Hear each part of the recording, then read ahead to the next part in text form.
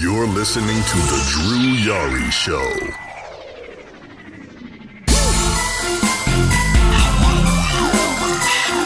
That's the wine and diner with kings and queens. You're looking at the man. You're listening to The Drew Yari Show.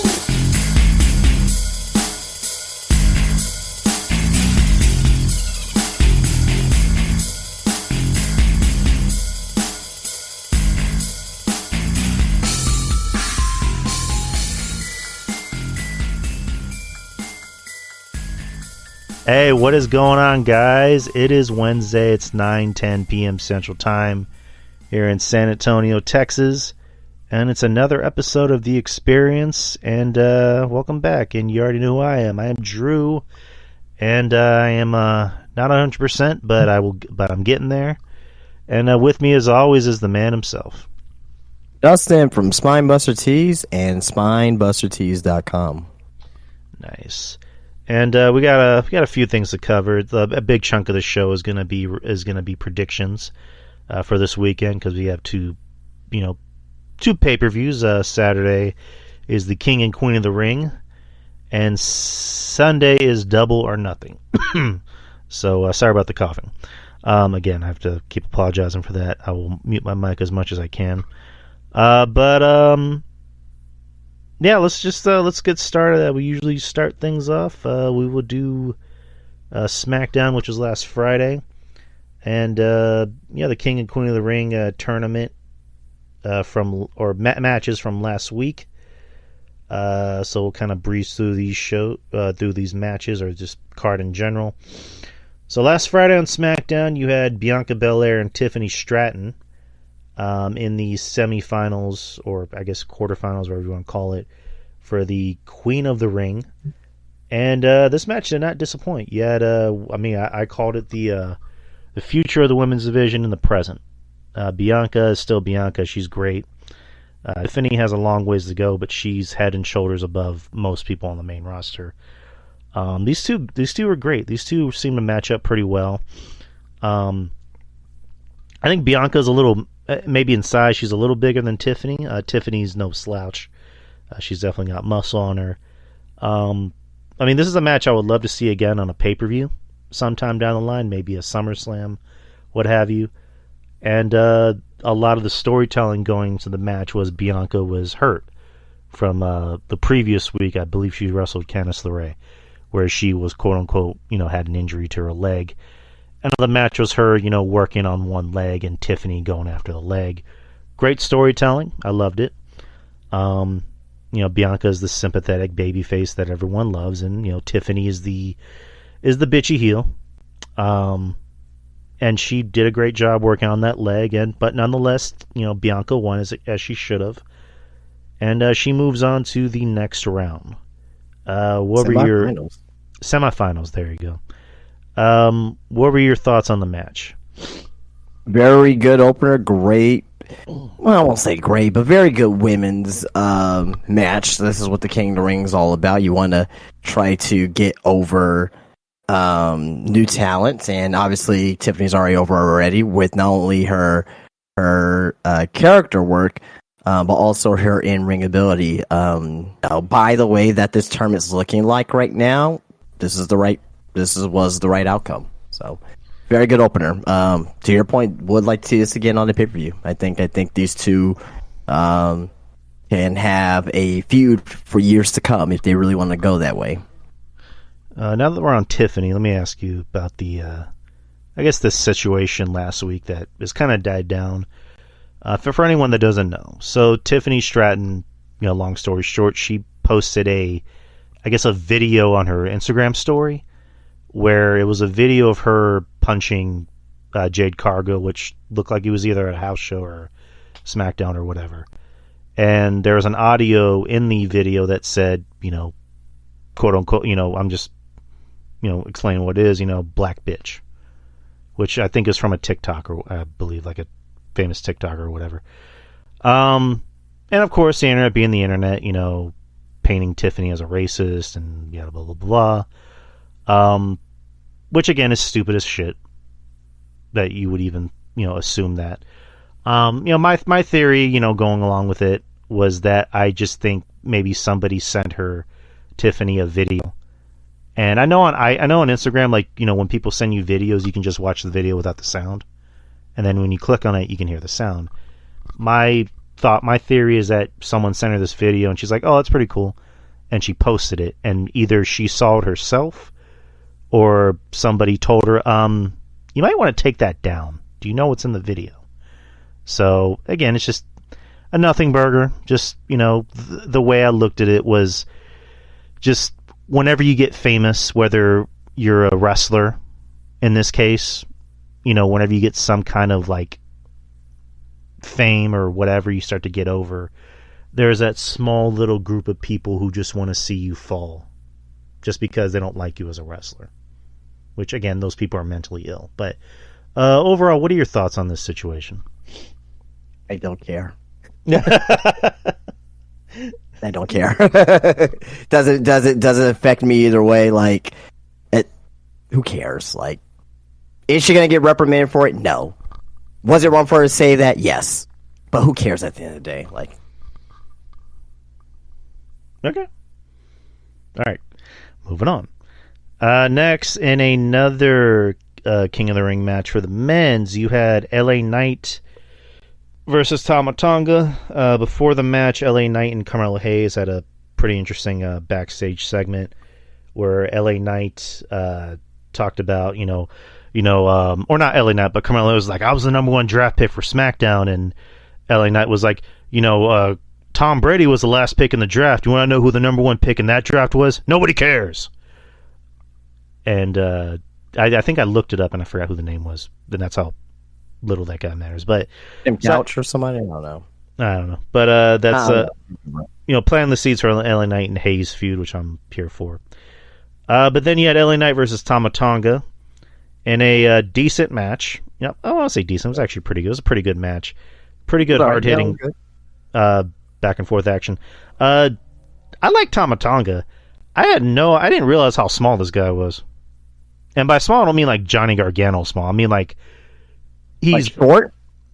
He's maybe, I would say, average sized wrestler, but you put him in the ring against like LA Knight or Orton, he's kind of small. He's kind of like mad small. But nonetheless, I still like him. He's on the shorter side, yeah. Short-ish side.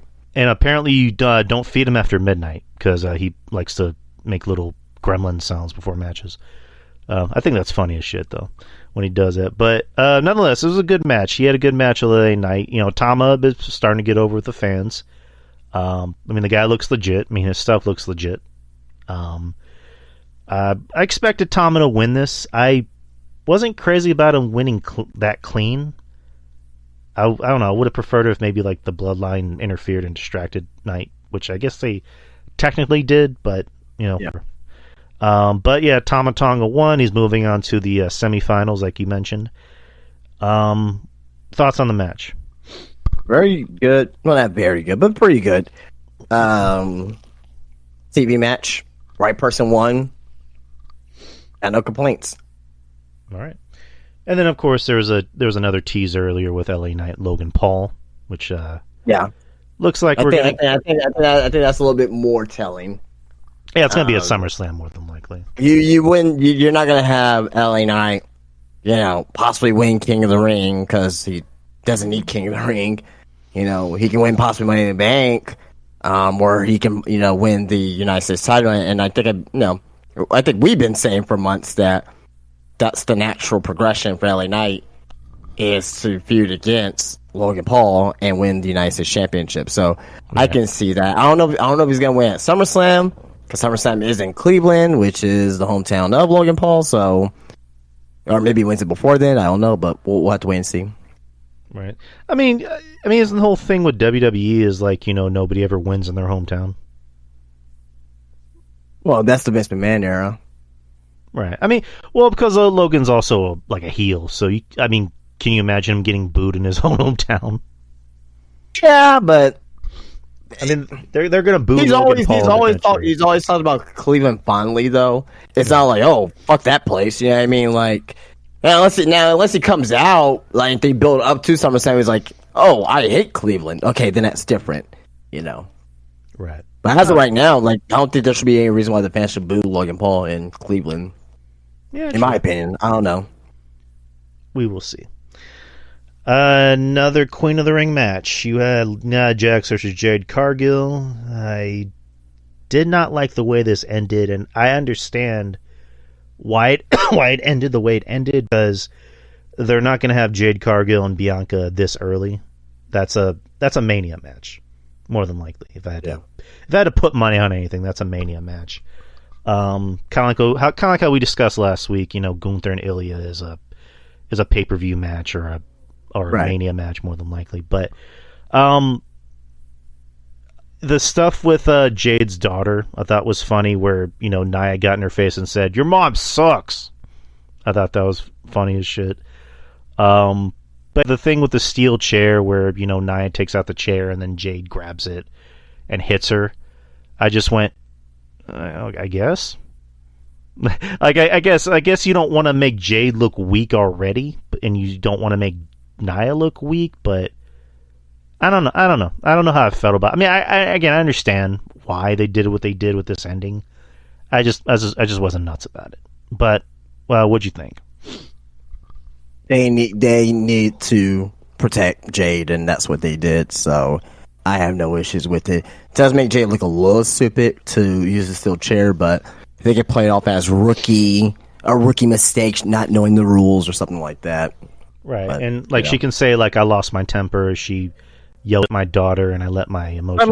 I mean, would you react like that too? Like, someone says something about your kid, like fuck the rules. Yeah. So yeah, I mean, yeah, it makes sense. Yeah, I'm fine with that. I'm fine the way they went with it. So yeah, and then they had a brawl after the match, so that was pretty cool. DIY versus Angel and Berto. This was a match. It, you know, did what it needed to do.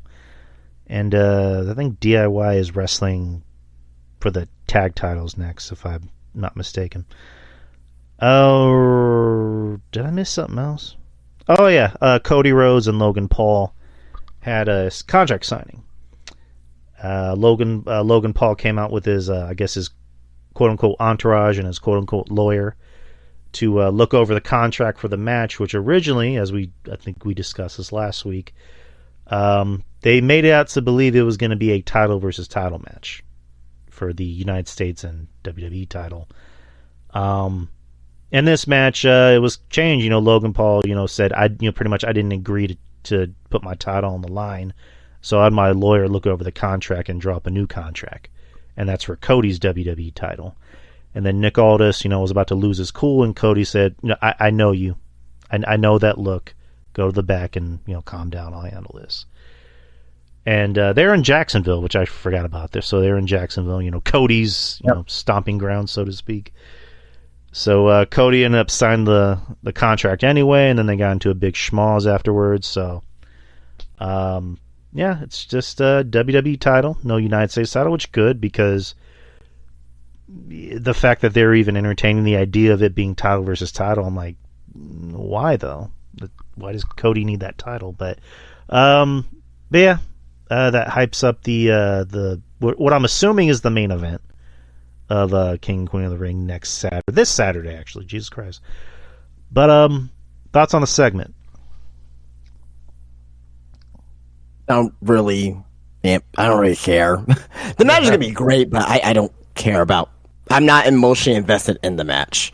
They're just throwing this match together just because that's what, you know, the Saudi government wants. You know, they're paying for the event, so, you know, so be it, right? But yeah, it's at the end of the day, I don't really care. It's gonna be a great match, though. It's gonna be a great match, but not emotionally invested. All right, we'll discuss that a little later in the show. All right, so the main event of SmackDown was a King of the Ring quarterfinal. Randy Orton versus Carmelo Hayes. Again, I hate to be that guy. Carmelo Hayes, I like him. Maybe he's put on a little bit of muscle. Because Orton just looked like a giant in this match compared to Hayes. Again, I'm not a size queen or anything like that, but it's just Hayes. I think Carmelo's fine. He's fine. I think he's fine for his size, and not everyone can bulk up and look good. I mean, he's. I mean, if he bulks up, he's gonna turn to fucking Ryback. Or he's gonna look like fucking Ryback, or like someone. I'm not saying Ryback, dude. Like, no, I don't want him to be like Ryback. Hell no. Well, I mean, okay, so if he bulks up, like, you gotta understand, he's gonna put on muscle mass, and he's gonna be doing these high flying moves as well with that, which is probably gonna take either A, he may not be able to still do these high flying moves the way that he can right now, because I think a lot of moves that he does is a lot of springboards. Like, I just don't think it'll benefit him for gaining weight. Like, Carmel was just fine at NXT, and going up against like Ilya and Trick Williams and Braun Breaker, and but like, of course, Randy Orton, he's a fucking giant, right? Like, you know what I mean? What I mean? The other guys they go up against as well, but he looked fine in the ring against Cody Rhodes. Like, he looked perfect to me. So I just don't really see him needing to gain muscle. Maybe a little bit, maybe just a smidge, but nothing to where that his physique like physically changes. I personally think he's fine. Yeah, just ask AJ for those enhancements. I'm playing, but nonetheless, good. He had a good showing against Randy. It was funny, like his new thing is slapping people right in the back of the head. He just licks his hand and slaps them up, on the back of the head. Yeah, and that pisses the fuck off of Orton, and Orton just proceeds to beat the living piss out of him. And Orton, again selling injuries, throughout the match, but still beating the shit out of Hayes, which was kind of funny. Yeah. He did the announce table thing, announce table spot that he usually does with everybody. But yeah, Hayes holding his own. Hayes has had so far 3 matches. Oh, maybe not. 3 matches, I guess, this year on the main roster. The one against Cody, and then, Baron, and then now Orton. And he's held his own, definitely. They think highly of him. They want to be a star, and I think he'll be a star, regardless of what I said about his size earlier, which right. I'm personally not bitching about it. I'm just, just a little attention to detail. But Hayes goes for his springboard move, and Orton, does the RKO as he usually does, 1, 2, 3. Afterwards, the bloodline comes out, and Orton gets on the mic and just foaming at the mouth, which was funny. Telling Tama Tonga, pretty much I'm going to get your ass next week. And SmackDown, the night before King and Queen of the Ring, will be in Saudi Arabia. And the superstars already showed up to Saudi Arabia. So next week will be Orton and Tonga. Yep. Overall, what were your thoughts about that main event? That was a very good main event. Mello, you can tell that they're very high on Mello because he has matches against Orton and Cody already within a month. Uh-huh. So that kind of tells you where they're gonna put Carmelo Hayes in the next couple of years. So, of course, Orton needs to win here. That's he's gonna go to the finals. So yeah, I mean, totally cool with it. Totally cool with it. Oh yeah. So now we're gonna move on to Raw. Raw was in Greensboro, I believe. Yeah, Greensboro. Flair country. Without Flair, by the way. No Flair. Woo.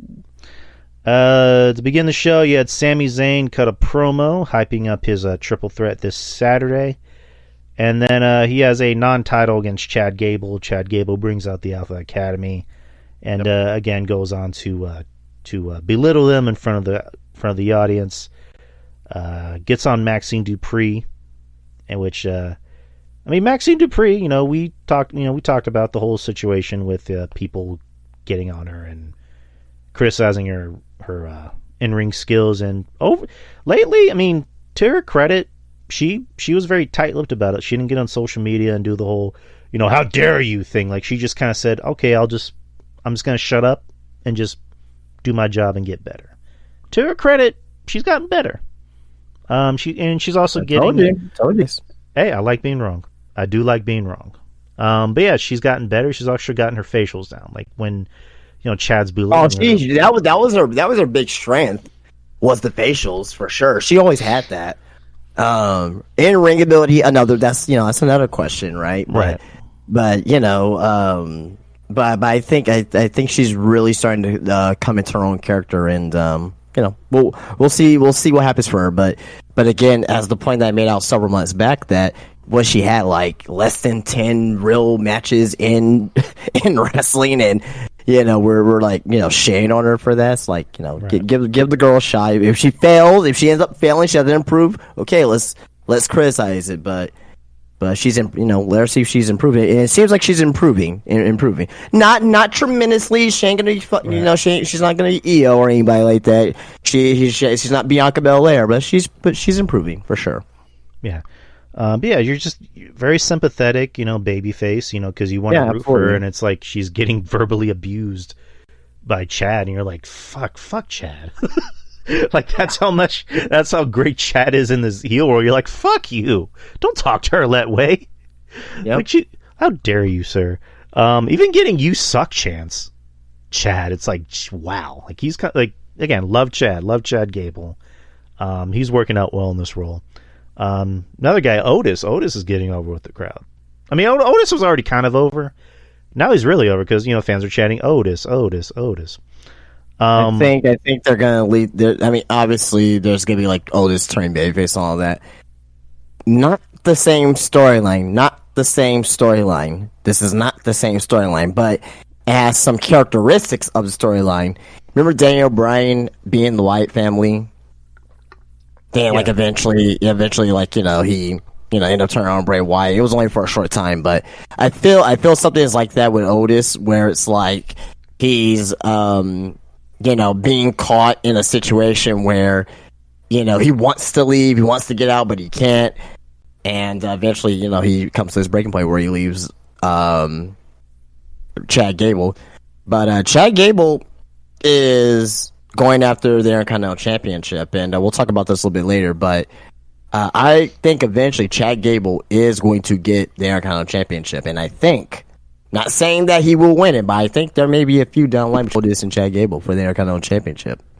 Hey, I'm A-okay with that. Yeah, for sure. And then, Chad telling Sami Zayn, I'm not just taking your title, I'm taking your soul. And then Zayn telling him, make no mistake about it, Chad, you got an ass kicking coming. Talking about, what happened in Montreal last month. So, but overall, was it Sami and Chad had another good match. Not as good as the Montreal match, but still a pretty good match. During which, while the referee has their back turned, Chad is yelling at, Alpha Academy to do something to Sami. But they won't. Primarily Maxine and Tozawa, and then he tells Tozawa and Maxine, get out of here, go to the back, which leaves Otis, and same conundrum with Otis, like, do I do something? Am I doing the right thing? And then Chad, like last week, slaps Otis across the face, and while the referee has their back turned, Otis gets on the apron and not clotheslines Sami, but does like the in the corner clothesline, whatever. And Chad capitalizes on it, gets the win. Later in the night, Otis approaches Sami and apologizes to him. Just like, I didn't know what to do. I'm just trying to impress, Master Gable. And Sami, says, I know you're sorry. You're a good guy, but you deserve better. Pretty much. And then Sami approaches Chad, Otis approaches Chad saying, like, I apologize to Sami, and Chad goes, what, you did what? I know what you're trying to do. We're going to win my Intercontinental title this Saturday. And Otis, does the whole whatever it takes. That's right. While Chad was talking to the Creeds, nudge, nudge, wink, wink. But overall, what'd you think about the match, the segment, everything after that? I'm not for, as I mentioned before, I'm not for champions losing on TV, but this made sense. This is the first storyline between Chad Gable and Otis. Mm-hmm. So I'm okay with that. But yeah, it's good storytelling. Good storytelling. Can't wait to see where it goes. Yes, sir. Speaking of storytelling, Braun Breaker comes out to have a match with Kale Dixon, who's apparently in NXT. The story going on with Braun Breaker for the past few weeks is he was not in the King of the Ring. Doing stuff with Adam Pearce, saying, "Why am I not in the King of the Ring?" Comes to the ring and looks very disheveled, disappointed, pissed off, hurt. The bell rings, and Braun Breaker's in the corner, talking to himself, saying, "I wasn't in the King of the Ring. Now I'm having this match." And he just looks pissed off. And that almost looked like it was maybe real life, too. Like, not just Braun Breaker, the character, but, what do you call him? Bronson Rocksteiner or Rich Steiner. The person, like, why am I in this match? I should be in King of the Ring. And then proceeds to beat the ever-living dog shit out of Cale Dixon. Like, just beats him to a fucking bloody pulp. Spears him countless times, and then doesn't even care about winning. He just wants to kill this guy. And I thought it was cinema. That's how amazing it was. Along with the Brock Lesnar Cena match from SummerSlam 2014, this was probably my favorite squash match I've ever seen. Hands down. And this does a lot for Braun, because it just makes him look like this vicious, uncontrollable monster that Adam Pearce can't control. Even like when they were loading up Mr. Dixon into the ambulance, Braun gets in Adam Pearce's face saying, "You can't control me." And then later in the night, he fucking spears Ricochet. Yeah. Which I'm down for that. I'd love to see that. This is my favorite segment of the night. But overall, thoughts on the segment, thoughts on Braun, everything else. Braun Breaker is going to get traded to SmackDown because of Adam Pearce can't control him, and also last week on SmackDown, AJ Styles was talking to, or I think he was gonna talk to Oz, but he wanted to find out, what's his place on SmackDown? Like, what does he have left on SmackDown? I think we may be seeing a Tracy coming. Even though I don't agree Braun Breaker being on SmackDown, but I think that's possibly what's going to happen. Sorry, I had to clear my throat. Yeah, I'm fine with that. Like, I was very pro Braun being drafted to SmackDown because, eventually that's a matchup for him and Cody. Like, he's gonna bully his way into a world title match, maybe sooner rather than later. But I'm fine with that. And also, I forgot about that. I forgot to mention that on the SmackDown notes. AJ saying, what else do I have left? I couldn't beat Cody. I need to talk to Nick Aldis and see what I'm gonna do. So I'm fine with that. Aldis wanting to trade AJ, and then Pearce being like, "I can't control you. I don't know what you're gonna do, Nick, but see what you can do." So, and maybe there's history with Nick and Scotty, so you can maybe bring that up in a conversation. I don't know, we'll see, but I'm fine with that. Next is we have a Queen of the Ring semifinal: Lyra Valkyria versus Io Sky. Fantastic match between these two women. Did they ever have a match in NXT? I don't think so. Not to my knowledge. Okay, this was a fantastic match. Io was out there wrestling her ass off. Lyra, I keep calling her Lyra. Lyra continues to impress each week. I mean, not just us, but I'm talking about the main roster fans. She's getting over with the fans. The crowd wasn't as lively as last week in South Carolina, but they were a pretty decent crowd in Greensboro. These two had a really solid match. I was surprised that Damage Control didn't get involved. I would have figured they would have gotten involved. Maybe Io just said, "Let me handle this." But Lyra got the win, which I was surprised by. I was very surprised that Lyra won. I was picking Io to go to the finals, but Lyra won with a roll-up. Not really a roll-up, but what do you call it? I guess a reverse roll-up or whatever you want to call it. But Lyra won, which again I was surprised, but I'm not mad, obviously, because I love Lyra. But I was looking at Io to win. But overall, what'd you think about the match? Very good match, very good TV match. Lyra winning is a surprise a little bit, but if you really think about it, if they're going to have Nia Jax versus, in the finals, then they need to have a babyface, so Lyra could be that babyface there. because he'll still technically heel. So, but yeah, very good match.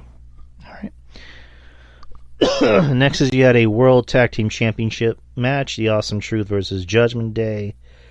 Before which there was a comedy segment with R-Truth telling Miz, I got someone to protect us, Andre the Giant, which we found out who that giant was later in the night.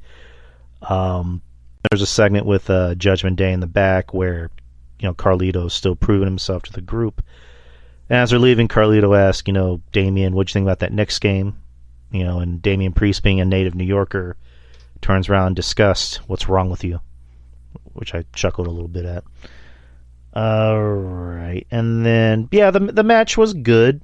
It was a good match. Not crazy about Awesome Truth. I kind of want to see the titles off of them, maybe sooner rather than later.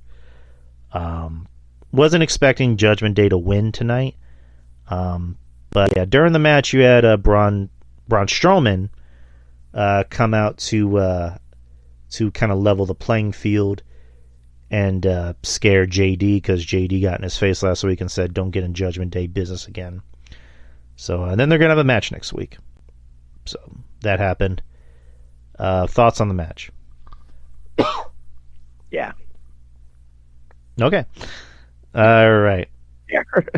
And then a Gunther segment in an empty arena talking about his main event match with Jey Uso, and then Jey Uso did a segment later before the match. Becky Lynch comes out for a promo talking about her match this Saturday. Liv Morgan comes out, and that's about it. Nothing to really write home about. Tag team number one contenders match for the women's tag team championships. You had Shayna Baszler and Zoe Stark. Katana Chance and Kaden Carter, Maxine Dupree and Ivy Nile, Dakota Kai and Kairi Sane. Baszler and Stark won in a decent match, but yeah, it was a match, as you would say. The main event for Raw, which is a King of the Ring tournament semifinal. Main event, Jey Uso and Gunther. Jey Uso had a interview before the match, hyping it up. Comes out, usual shtick, has a big entrance. People like his entrance. He gets over. He has a catchphrase. Yada, yada, yada. Gunther comes out, and they went out and had a pretty decent match. A lot of it was just Gunther chopping the shit out of Jey, which I personally enjoyed. Again, I'm not the biggest Jey Uso fan. I acknowledge he's over. He has a catchphrase.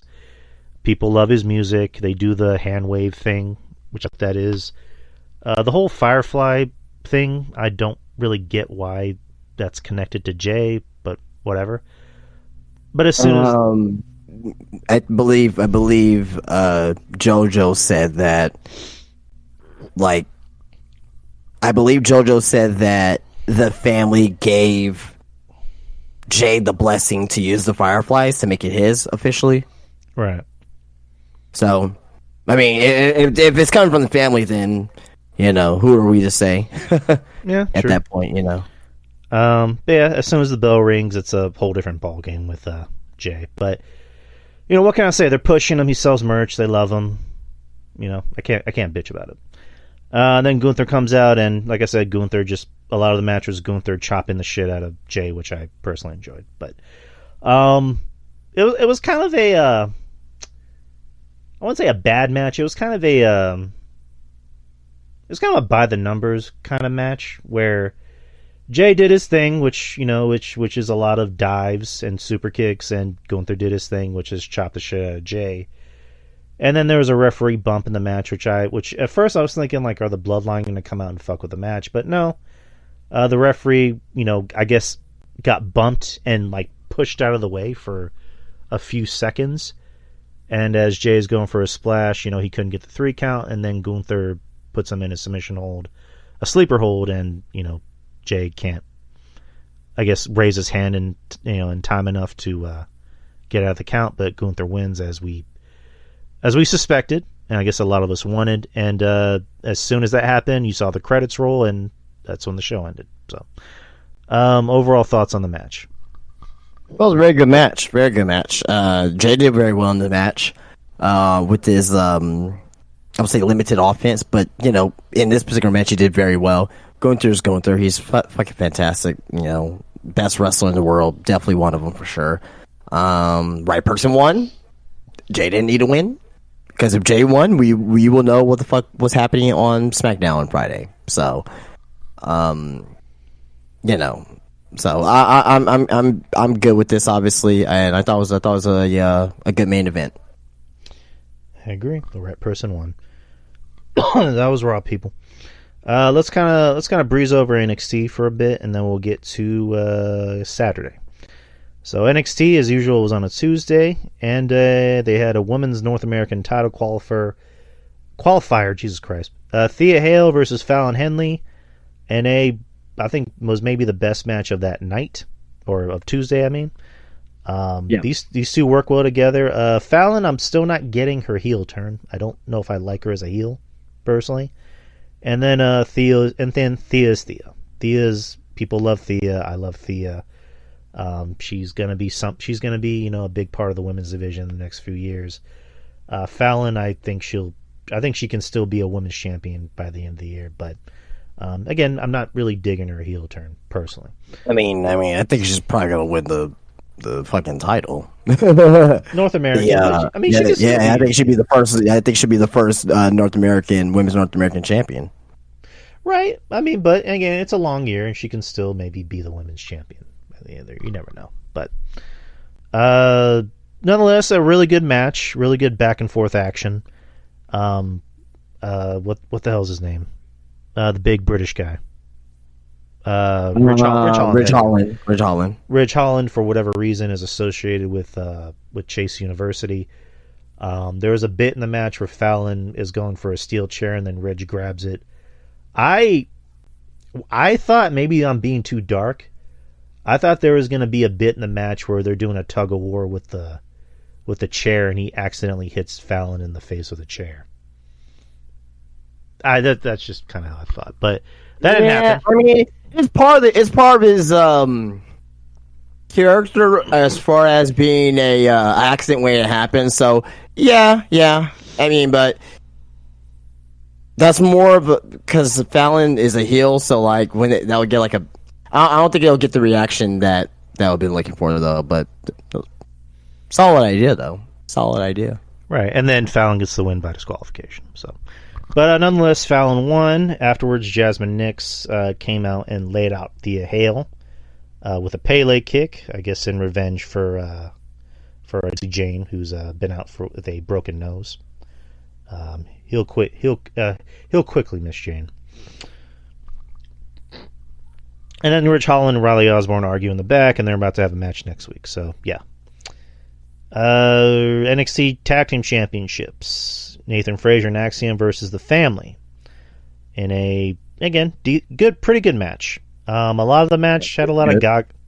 Yeah, it was a lot of Gaga in the match. You had no quarter catch crew to come out and fuck with The Family in revenge for taking the Heritage Cup Championship.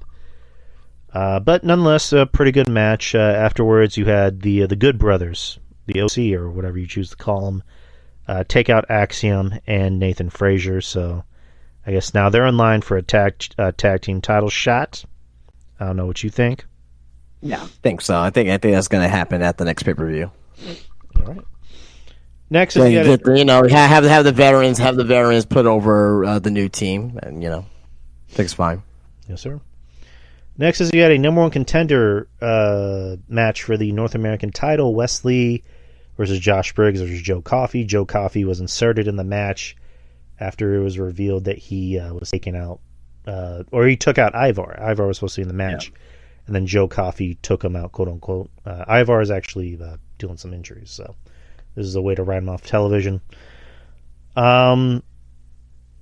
Nice match, really nice match. Again, I love Wesley. I'm happy to see him back. Briggs is getting there. He's definitely got a future. Joe Coffey, I like in small doses, but I thought he was great in this. And then of course Oba, watching from afar, or not from afar. He's watching that commentary. And good back and forth action. Wesley getting the win. So no. I'm wrong. No, This is the flu talking. I'm sorry. So during the match, there was a bit where Lee and Coffee fall on Briggs, and both guys pin him at the same time. So the winners of the match end up being Wesley and Joe Coffee. After which, Obafemi's talking to Ava and asks, "So who are my opponents?" And she tells him, "So it looks like it's going to be a triple threat. It's going to be you, Lee, and Coffee." Which Oba has no complaints. Oba is all about competition. Do you think they're going to find a way to add Briggs to the match? I mean, yeah. I mean, it's not time. I mean, I'll see why not. I think they'll be fine. I'll be okay with that if they end up adding them. I mean, I'm fine with it. I mean, it makes sense because Briggs can be like, I was in the match too, and I mean, they're pushing him right now anyway. So yeah. So they'll add him. It'll be a fatal 4-way just to continue to make Oba look like a monster. All right. Women's North American title qualifier, Jada Parker versus Brindley Reese. Jada got the win. I do like Jada. So, there we go. I like both of them. I like both. I think Reese is she's pretty underrated. I think she's got something. She's definitely got something to her. Lexis King versus Dante, or actually, let me kind of rewind that. So Lexis King approaches Mr. Stone. Mr. Stone is pissed off at Lexis King for numerous reasons. Ava, who everyone loves Ava. I love Ava. I think she's doing a great job as the GM of NXT. She tells Lexis King, I got an opponent for you, but you're going to have to find out when you get to the ring. Lexis gets to the ring.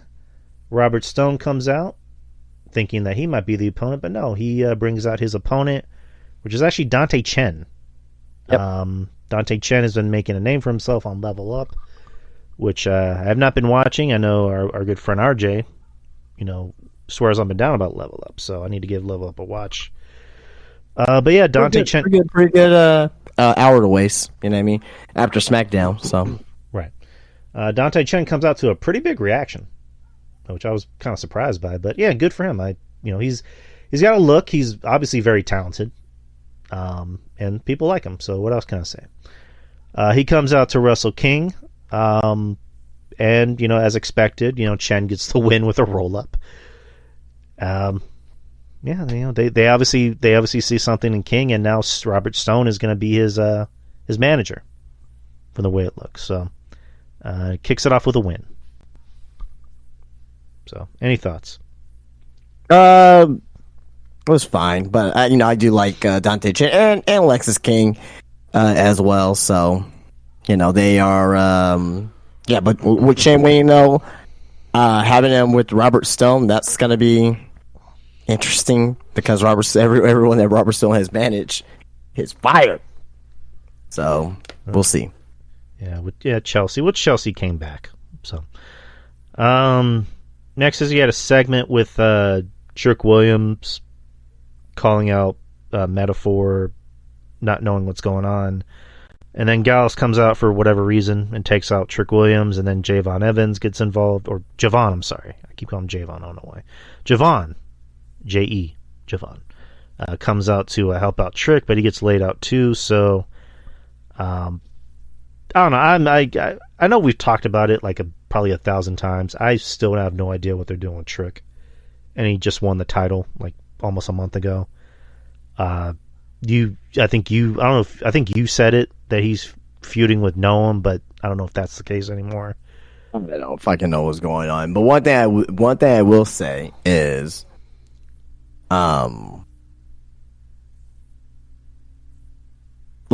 that should be a question on this Q&A coming up. Rank all the current world champions right now in wrestling, or at least through AEW, WWE, and NXT. Because every single champion right now is ice cold. Right. Every single champion is ice cold right now.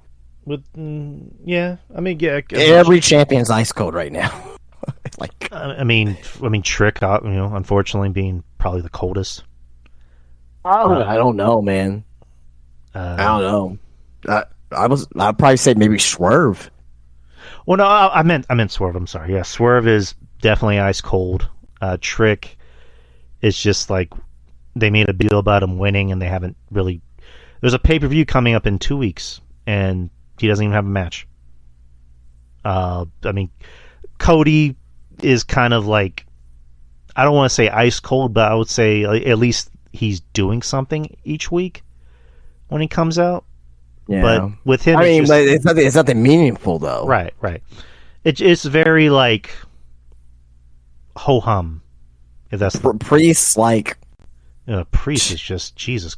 The fucking night after Mania, he comes out and they're supposed to make a big deal about him, and then they make it all about R-Truth, which I'm just like, I don't know what the fuck's going on. I don't know what's going on right now, but it's those summer woes, man. Those summer woes it never escapes in pro wrestling. Yeah, it's unfortunate, especially for Trick, because I like Trick. But yeah, and then a Roxanne Bettis, promo teasing, pretty much talking about why she is how she is and yada yada yada. Ava said her opponent for Battleground will be determined next week, and it will be someone from the main roster. Yep. Who do you think that might be? I don't know. Maybe EO. I don't know. Ooh. I don't know.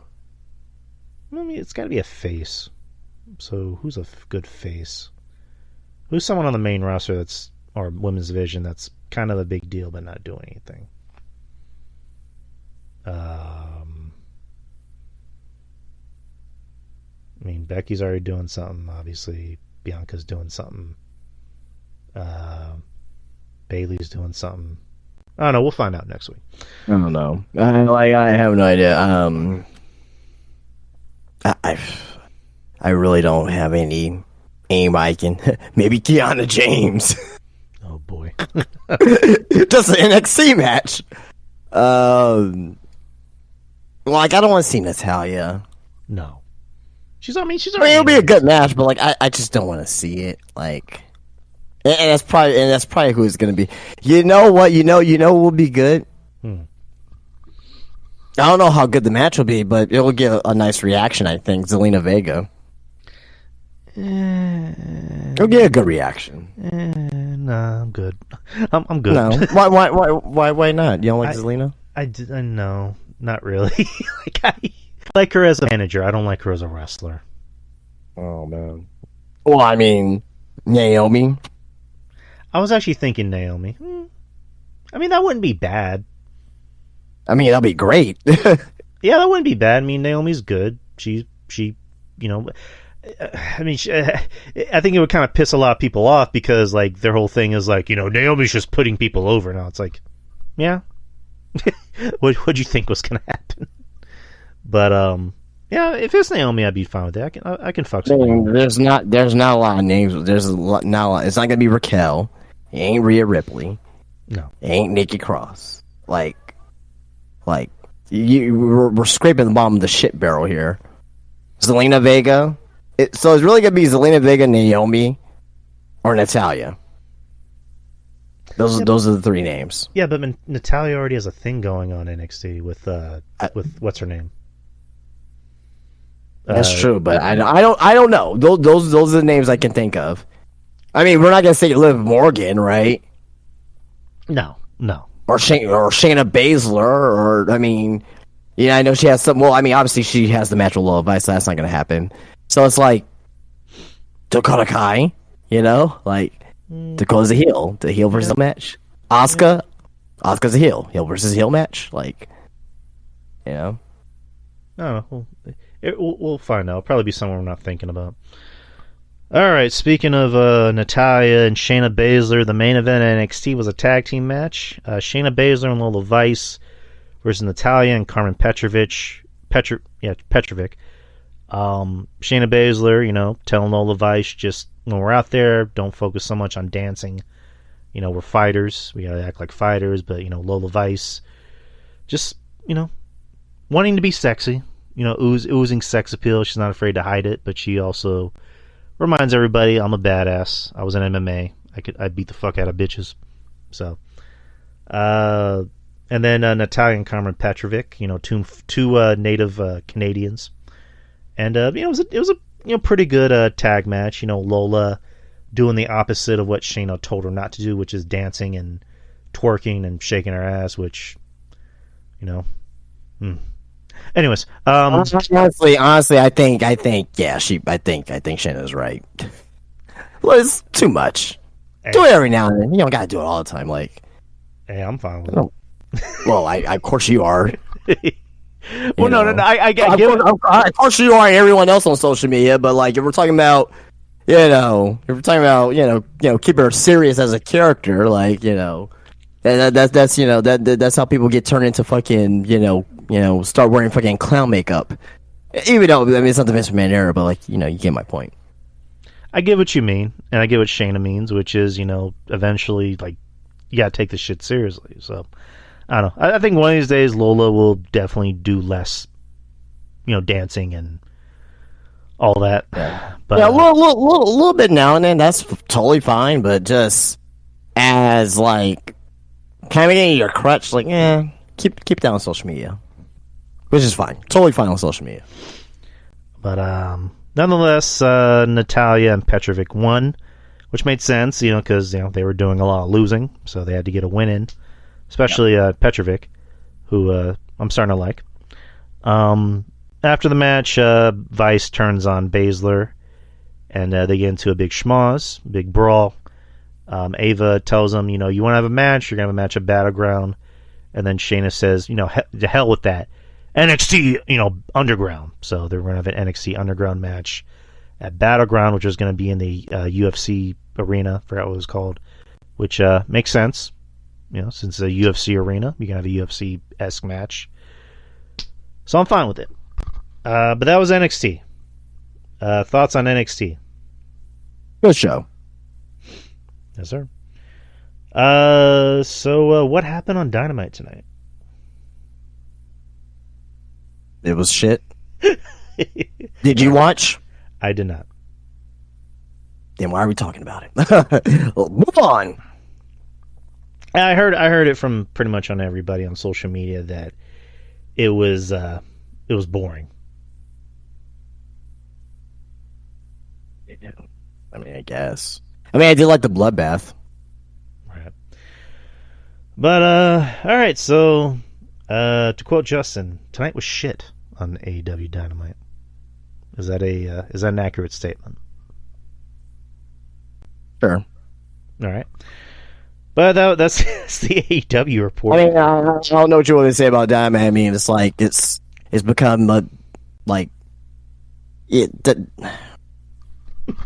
I feel I just feel that we're not putting any effort into AEW anymore. So why even bother with it?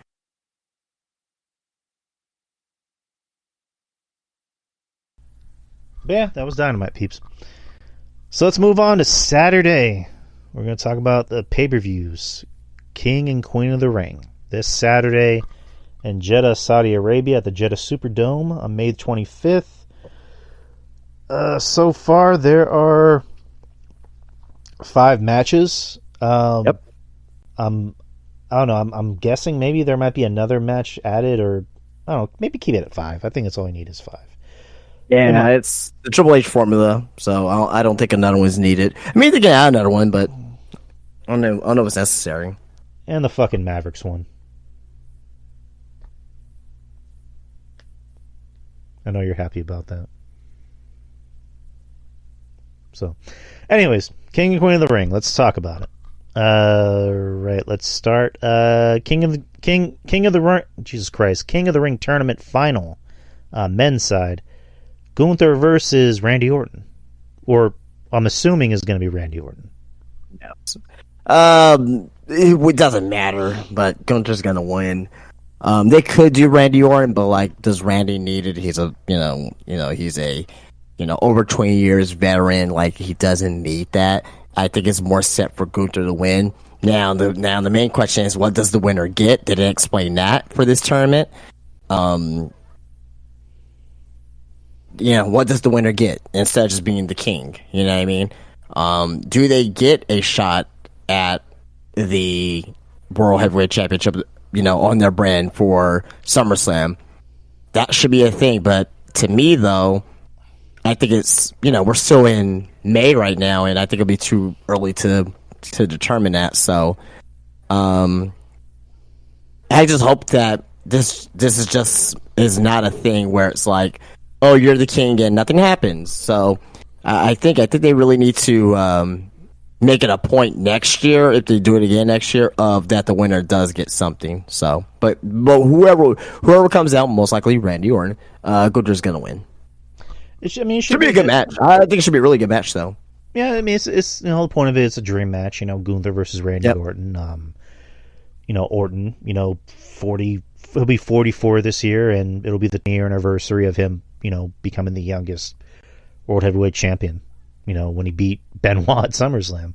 So, I mean, you're right. I mean, the whole King of the Ring thing should just be like, you not only become King of the Ring, you get a title match at SummerSlam, because I know they did that at they did it with Brock in 2002 when he won King of the Ring, where he won and then he ended up facing The Rock at SummerSlam and then he won the title. So yeah, just I kind of hope they do that with Gunther, or Gunther can just flex it and be like, I am the king of this ring and I should be the world champion and blah blah blah. So I don't know, maybe that'll happen, maybe that'll lead to something, so we'll see. But yeah, Gunther's winning regardless of who he faces. Lyra Valkyria, Queen of the Ring tournament final versus the winner of Nia and Bianca. I'm assuming it's gonna be Nia. That's just my guess. My guess is Nia's gonna win. I'm surprised on how much they're pushing Lyra.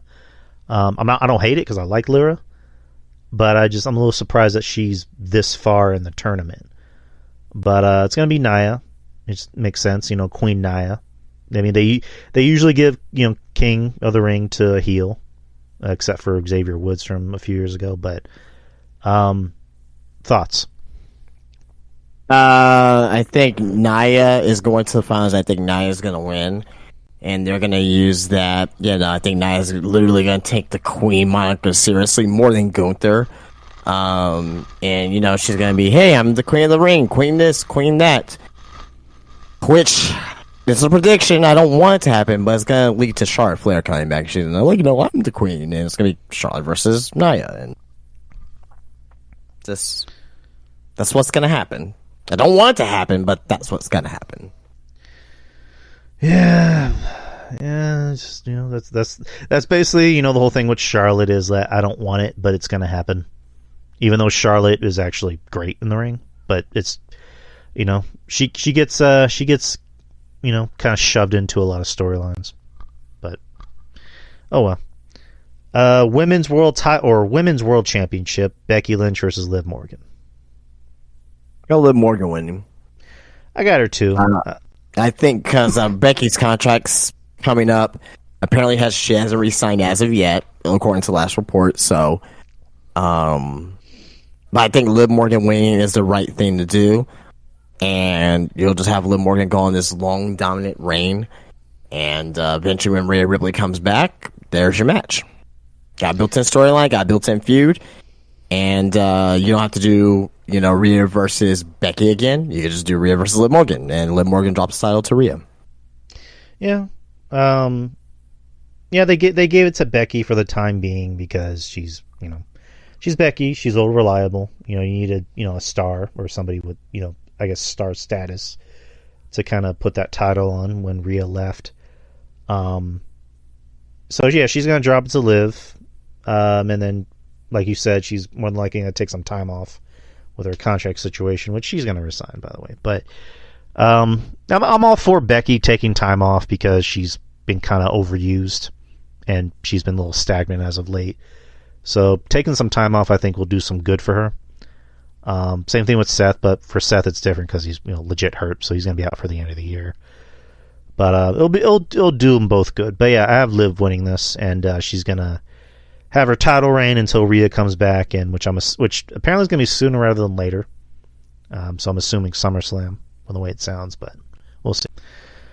Triple threat for the Intercontinental title: Sami Zayn versus Chad Gable versus Bronson Reed. Chad Gable. I'm not Chad Gable. I'm sorry. Sami Zayn winning. Sami Zayn winning. There's no need for the title change to happen right now. The story right now with Chad Gable and Otis, that's still going to be there, but Bronson's here to eat the pinfall and to eat the pinfall by Sami Zayn. Which is unfortunate because, I don't know, I like Bronson. I kind of want him to do more, but... Yeah, absolutely. Right. My heart says Chad, but I have a feeling that, like you said, they're not going to pull the trigger on that quick. It'll probably be maybe a month from now, maybe at Money in the Bank, maybe at SummerSlam. Who knows? But yeah, Sammy's going to win. This should be a good match. This has everything. Yeah, this is going to be a really good match. This has all the makings to maybe be the match of the night. We'll see. Next, or what is likely going to be the main event, Undisputed WWE Championship. Cody Rhodes versus Logan Paul. Cody winning, and it'll be a really good match. A lot of the matches more than likely going to be Logan doing some heel shit, and Cody having to be the underdog and fighting from behind, but in the end he overcomes it and he gives Logan a really good match. So it'll probably be the best match that Logan's had. So yeah, exactly what you said. I have nothing to add. You took the words right out of my mouth, so yeah, agree 100%. Yes, sir. But that's King and Queen of the Ring. So we're going to move on to Double or Nothing, which is going to be the next night. It'll be in Paradise, Nevada at the MGM Grand Arena, May 26, 2024. So far, there's 10 matches, including... That's the opposite of King, Queen, of the Ring. There's no pre-show, by the way, as far as I've seen. There should be. There's gonna be. Yeah, there'll be a pre-show, and I'm pretty sure Tony Khan will add 5 more matches. Probably just two. Yeah. Let's see. Roderick Strong versus Will Ospreay in a singles match for the AEW International Championship. Will Ospreay winning. Should be a good match. Don't care about the story. There's no story with this match, but you can't deny that these are two good professional wrestlers and they're going to be capable of having a good match. So, should be a very good, but not invest in the story, and Will Ospreay's going to win.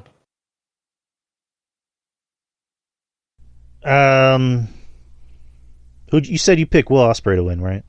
Correct. I'm gonna go for Ospreay too, just kind of what you just said, because they love him. They love him up there.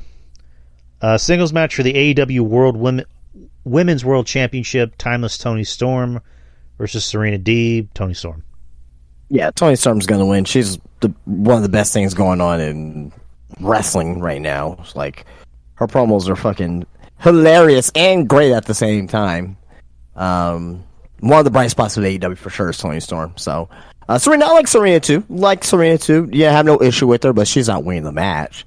I'm glad to hear that she's healthy, and because she had her medical condition last year, why she couldn't come back to wrestle. So, glad that she's healthy. Very, very happy to hear that she's healthy. But Toni Storm's winning.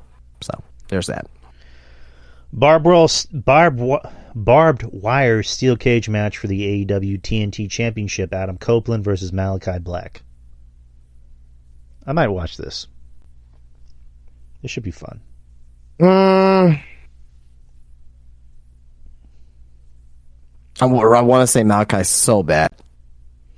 Based on what happened tonight, I got Malachi winning. I think Tony Khan is actually going to put the title on Malachi. Now, how many matches is Malachi going to have after this? I don't fucking know, but I think they're going to put the title on Malachi. So, it's either... No, wait, hold on, No, I got Adam Copeland winning. I have to rethink about that. The main reason is because I think they're going to put the TNT title possibly on Jack Perry. I think they're probably going to end up doing that. And Malachi versus Jack Perry is heel versus tweener heel, whatever. It's not going to work. So Adam Copeland versus Jack Perry. I think that's the direction that they may want to go in, but which I'm fine with. You know what I mean? I think they need to keep the heat on. What? I said barf. Regardless, I think they want to keep the heat on Jack Perry, so I think that'll be one way to do that. So, but yeah, I'm gonna go with Adam Copeland. I changed my mind. I'll go with Copeland too. IWGP World Heavyweight Championship Eliminator match. If Takeshita wins, he will receive a future IWGP World Heavyweight Championship match. Jon Moxley versus Takeshita. It'll be a damn good match. I mean, Takeshita's great, Moxley's great. I love them both. But I don't see New Japan wanting to book a IWGP Championship match with a guy that was never in New Japan and Takeshita. You know what I mean? So I think Moxley's gonna win this one here. Yeah, unfortunately, Moxley's are Hogan. They love him for some reason. So he's great. Sure. Trent Beretta versus Orange Cassidy singles match. I don't care about this story. I don't. They're making Orange Cassidy more serious, which is fine. Totally, that's a character evolution of Orange Cassidy of he does the kicks and he puts the hands in his pockets. Well, Orange Cassidy be a more serious wrestler in 2024, but I don't care about this story at all. Gosh, man. Because if Trent wins, it's not going to go anywhere. He's not going to win a title. It's just whatever, right? Yeah, if Orange wins, like, he wins, but it's not like he was like when he was the international champion, like main eventing fucking, all out. So, I got Trent winning, but at the end of the day, like, I don't care about this match. As a wrestling match, it should be fine. It should be a fine match, but I don't care because of the there's no story behind it. I don't care about. Or there's let me backtrack. There is story. There's story here. I don't care about the story. Let me fix that. I don't care about it. So, but I got Trent winning. I'll go with Trent. FTW rules match for the FTW Championship. Chris Jericho versus Hook versus Shibata. Katsuyori Shibata. I got Chris Jericho winning. Don't care about it. I don't care about the learning tree. I'm a learning tree. Some people are saying that it's growing on them. There's some parts like I kind of say I'm kind of fond of, but just the overall aspect of it, I don't care about it. Yeah, Jericho's winning. Jericho's just TV cancer in general, but he's gonna win. Oh wow, okay. Yeah, Jericho just like I wouldn't go that far, but okay. I would. He sucks. I hate him. Well, I shouldn't say I hate him. I just I hate this version of Jericho. I hate AEW Jericho. He's become a parody of himself. I'll just leave it at that. 6-man tag team match for the undisputed AEW Trios Championship. Bullet Club Gold, Jay White and the Guns versus Death Triangle, Pac, Ray Phoenix, and Penta. I'm back tonight too, so Death Triangle's back. But I got Bullet Club Gold here. I'm fine with either or because I think they're two good Trios teams. But I got Bullet Club Gold here. Should be it should really be a good match on paper. This looks like a really good match, but should be a fun match. But there's no story here. I don't really care about it. But it's just a match thrown together. Yeah, I mean it seems like a match on Rampage or I was gonna say Undisputed Collision. Collision, yeah. But yeah, it should be a fun match. There's guys in the ring that know how to work. So I'm gonna go with Bullet Club Gold.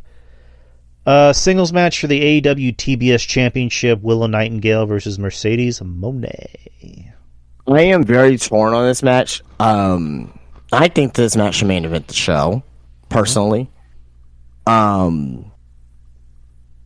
There's two ways they can go about it. Mercedes is going to be a heel. That's happening. How they're going to go about it is the question. Does Willow win here and that makes Mercedes turn heel? Or does Mercedes win in a heel-like fashion, and Fish turns heel, after the match or during Dynamite or something like that? So I don't know what direction they're going in. If it were me, I will have Willow Nightingale walk out as champion. I think she's done a tremendous job as TBS champion. She's one of the bright spots of AEW. It seems like even though the women's division is still shit, I think their champions have been very good. Toni Storm's been very good. Willow's been very good as well. I'm gonna go with Willow, and I think that Mercedes will end up turning heel maybe after the match or something happens. I'm not too sure, but I think the chances are higher that Mercedes actually walks out as champion. But for my personal prediction, I'm gonna go with Willow. But it can go either or, because I think the end game here is to get the title on Mercedes and have her turn heel. Mercedes is winning. They paid her all that. It's her first match too, so yeah, they paid her all that money. She's gonna win, and from what it sounds like, she's gonna turn heel. You know, the promos that she's been giving, there's been a reason behind it. You know, allegedly, from what I heard, is that she's gonna turn heel. So, Mercedes. Singles match for the AEW World Championship: Swerve Strickland versus Christian Cage. On paper, should be a good match. Yeah. Christian's. Don't care about the feud. Don't give a shit about the feud. But yeah, the feud doesn't make any sense. Christian is Christian. He knows how to work. He can carry a match. You know, Swerve is Swerve. But they just, again, we talked about the world champions in each company being ice cold, which is unfortunate because, since Swerve became world champion, he's wrestled, I think, like 3 or 4 times since he's became champion. Guess how many times his main event Dynamite? How many? 0. What the fuck? He has not yet main event Dynamite as champion. Like, seriously, what the fuck? I don't know. I don't know. That's not how you make your championship important. You put him in the middle of the card. I think he was wrestling at like 8:00 tonight, like at the top of the hour. That's not gonna do it. Your first African American AEW World Champion, and it's just like, here you go. But I got short winning. Yeah, he's gonna win. It should be a good match. He's not gonna main event this pay-per-view allegedly, because the main event's gonna be Anarchy in the Arena. The Elite, Okada, Jack Perry, the Jacksons, the EVPs versus Team AEW, Bryan Danielson, FTR, and Darby Allin. Even though Darby Allin's more of an AEW guy, but there you go. He came out with a fucking flamethrower tonight too. He did. He came out with a fucking flamethrower. like, oh my god, he's gonna fucking barbecue the Elite. Not the Elite winning. Yeah, they're gonna. They gotta keep this this reign of terror going here. But with King Omega out, like, do we see Hangman come back? Because he's been away, but he's been away for like personal reasons though. So I'm not sure if he's ready to come back. So you know what I mean. So I don't know. But if they're doing his Anarchy in the Arena, I don't want to see a Stadium Stampede because it's the same match for one. And at this point, I don't want to see a blood and guts with these. Not the same 4. I don't want to see Bryan Danielson, FTR, and Darby Allin. If you give me a new 4 and have it make sense, easier said than done, I know. But if you give me a new 4 and kind of sort of make a semblance behind it, then I'm okay with that. But yeah. Now, this match should not be happening every single year. There, he's making a yearly thing now. Is Tony Khan kind of like how WWE did TLC and Hell in a Cell and things like that. So this match doesn't really need to be an Anarchy in Arena match. It could have been something else, but whatever. The Elite's winning. So yeah, the Elites are winning. I'm probably not going to watch this match if it's going to main event, but yeah. All right, so that was Double or Nothing. It's this weekend. TV ratings. Let's get into some ratings. So let's start with Dynamite from last week. Dynamite from May the 15th drew a 672.23 in the demo, The previous Dynamite was a 7-11 and a .24, so they were down in the rating. And also, I believe, either down or up in the demo. SmackDown from May the 17th drew a 2.186 in the rating and a .59 in the demo. They drew up 2.128 in the rating and a .62 in the demo. Yeah. So they're actually up in the rating, and the demo was actually down this week. Collision from May the 18th drew a 5.23 in the rating and a .15 in the demo. They're actually up, so good for them. Last week was a 3.78 and a .12 in the demo, so good for Collision. Rampage from May the 18th drew a 3.92 in the rating and a .13 in the demo. The week prior, they were a 3.24 and a .11, so they're actually up this week. Monday Night Raw from May the 20th drew a 1.733 in the rating and a .56 in the demo. May 13th, they drew a 1.589 in the rating and a .53 in the demo. So they're actually up this week with competition from the NHL playoffs. So good for them. NXT from last night drew a 6.54 in the rating and a .17 in the demo. The week prior, they were 5.67 in the rating and a .18 in the demo. So they're up in the rating and slightly down the demo. So good for NXT. Those are the ratings. News, not really a lot of news, but I got some things to talk about here. Brandy Rhodes was diagnosed with stage 4 I can't say this to save my life. Endometriosis. Mm-hmm. She took to Twitter to talk about it, talking about the experiencing pain. She said, 3 years of pain with no answers. At Maurice Mizanen's story encouraged me to press on. Many appointments later, we found the answer. Stage 4 endometriosis. Successful surgery today. Ladies, listen to your bodies. We don't have to live in pain or live with pain. Advocate for yourself. Finally on the road to recovery, we have to talk more about women's health.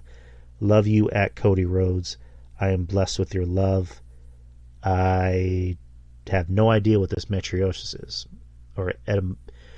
I can't say. I'm not even going to try to say this anymore, but metriosis. So let me look this up real quick. Stage 4. It's like with the uterus and right. Yeah, the most severe form. It's not good. It's a woman condition, but yeah, it's not a good thing for sure. The most severe form of the condition is characterized by the many deep endometrial implants and large cysts at least one ovary. Ooh. It's also known as severe and abdominal wall. So a cyst on your ovary, Jesus Christ. Yeah, that just sounds painful. Yeah, cysts are no bueno. But yeah, good, I mean, good for Brandy. Brandy's okay. So, that's all I can really say. But thoughts on Brandy? I hope she's all right.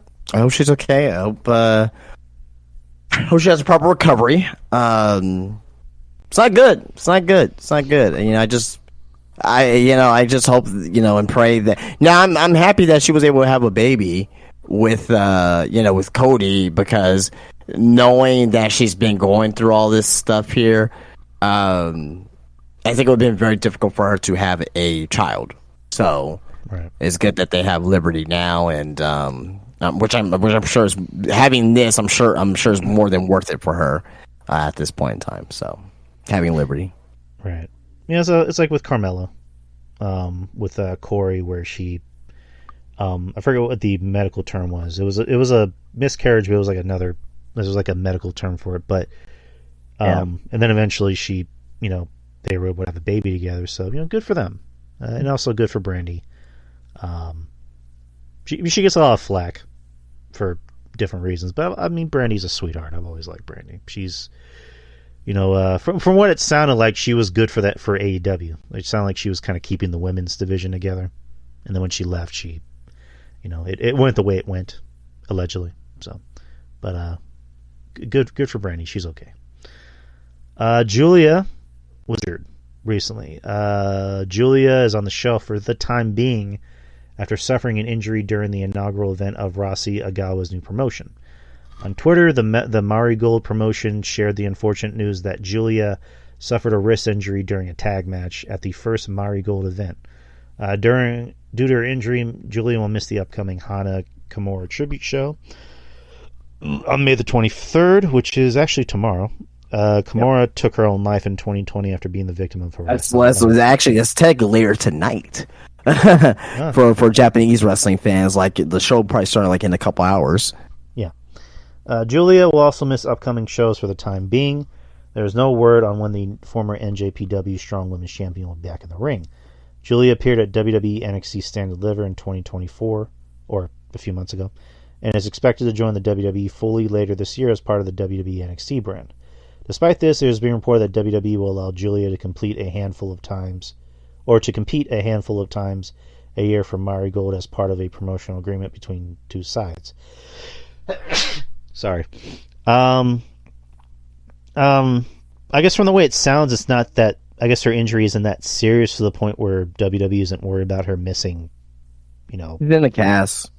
Yeah, and she's eventually going to wrestle Roxanne on NXT at one of the pay-per-views. But thoughts on this unfortunate injury for Julia? Yeah, it happens. It's wrestling. I mean, like if she didn't get injured here, she would have got injured in WWE. Then you know what I mean. So like it happens. It's wrestling. You know what I mean. So very unfortunate, bad timing, right? But I think she will recover in time. I think she'll have a match. She will have her match against Roxanne and eventually become the new women's champion. Yes, sir.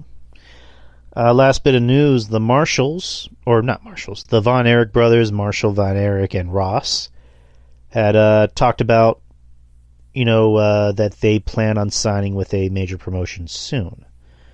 Marshall said the reason why we haven't gone to a major company yet is it's definitely in the cards. Where Ross and I, we had an opportunity to go to WWE to do a tryout. We both didn't feel like it was time because once you go, you're showing this is what we have to offer. This is the best of what we have to offer. We didn't feel like we were at our best yet. And he also says, I'll never forget, I was at the Hall of Fame. Michael Hayes was getting inducted, and my dad was inducting. I was sitting there looking at all the wrestlers and everybody up front. I was like, this is what I wanted to do. So, they have a podcast. I didn't know that. Him and Ross, they have the Von Erich podcast, but just started, by the way. So, where do you see the Von Erichs going if they ever do sign with a big company? I think WWE is probably the best option for them. I think they'll be a great tag team in NXT for a couple of years before they can get caught up to the main roster. If they go to AEW, I mean, it's Jekyll and Hyde. You don't know what the fuck you're gonna get. I think a more secure option will definitely be WWE. Also, as well, the current RCW tag team champions as well. So nice. They do need WWE. Seems like the better choice. I mean, you look at them; they're kind of big guys. If they go to AEW, they're not going to be used to their potential, in my opinion. You go to WWE, Triple H loves his old school wrestling. I'm pretty sure he loves and adores and worships the ground the Von Erichs walk on. And also, they need more tag teams. Yeah. The tag team division WWE is not as good as it should be. So they definitely need more tag teams. Put them on NXT. They're going to thrive. They're going to do great. But that's just my opinion. But that's all the news I have. Do you have any news? I got several things. WWE is doing a summer tour in Japan. So, they're going to do a summer tour in Japan first time in 5 years. No other news outside of that has been announced, but usually when they take these trips to like Japan or Europe and things of that nature, they usually make some announcements. They do some trials, things of that nature. Do you see anything coming from this of them being in Japan? I mean, you never know. I just think it's just them kind of testing the waters. Because don't they want to do like an NXT Japan thing or whatever the fuck it's called? Yeah, I mean, that's been rumor, but nothing official. Right, and there's also kind of been like, will they, won't they, possible partnership with maybe New Japan. I know they want to do something with All Japan. No, they're not going to do anything with New Japan because New Japan is with AEW. Right. But Pro Wrestling Noah and All Japan mentioned that too as well. But also Pro Wrestling Noah, who I don't know if you know, but last year Shinsuke Nakamura went to Japan to face against Muta. Well, it was Keiji Muto technically, but Keiji Muto in his last match. So, it was Muta. It was Muta. Keiji Muto. So Keiji Muto faced Naito in his last match. Right. But the last great Muta match was against Shinsuke Nakamura. But anyway, regardless, yeah. So they did go Noah, but Noah actually put on their Twitter. This was a week ago.